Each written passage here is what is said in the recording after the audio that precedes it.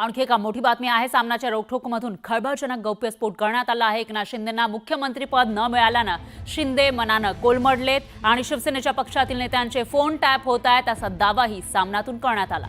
भाजपनं शिंदेंना मुख्यमंत्री बनवण्याचं आश्वासन दिलं होतं, पण ते आश्वासन पाळलं गेलं नसल्याचंही सामनामध्ये लिहिलंय।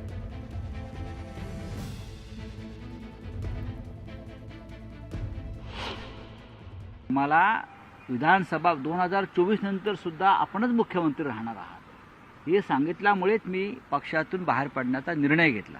हे त्यांचं स्वतःचं म्हणणं आहे की नाही त्यांना जाऊन विचारा, मी खोटं बोलत नाही। आणि काल निवडणुका झाल्यावर एकनाथ शिंदे यांना खड्यासारखं बाजूला केलं। ठीक आहे, काही मंत्रिपदं दिली, काही महत्त्वाची खाती दिली, उपमुख्यमंत्रीपद दिलं, पण एकनाथ शिंदेचा जर आपण चेहरा पाहिला असेल, ज्याला तुम्ही बॉडी लँग्वेज म्हणता, त्यांचा वावर म्हणतो, तो पाहिल्यावर तुम्हाला कळेल की ते अजूनही शून्यात आहेत किंवा गुंगीत आहेत। त्या धक्क्यातून ते सावरलेले नाही। मुख्यमंत्री पद न मिळालं एकनाथ शिंदेंचं काय होतं आहे किंवा दुसऱ्यांच्या घरात काय होतं पेक्षा मातोश्रीमध्ये मुख्यमंत्री पद न मिळाल्यामुळे किती लिंबू फोडले जात आहेत, किती काळाची जादू केली जाते आहे, किती उपवास ठेवले जात आहेत, याबद्दल पण थोडा लेख लिहा ना।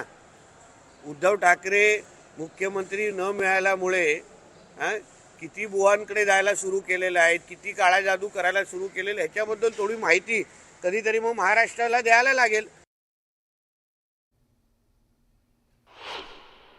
भाऊ फोन टॅप केल्याचाही आरोप होतोय, शिंदेगडाचे आमदारांचे फोन टॅप केले गेलेत बा असंही माझा सामनातून शिंदेगडाचे आमदारांचे कोण आमदार असे संजय राऊतांनी लिहिलेलं आहे। सामनामधून टीका केलेली आहे की सगळ्या आमदारांचे फोन टाईप होत आहेत। तो का टेलिफोन ऑपरेटर आहे का?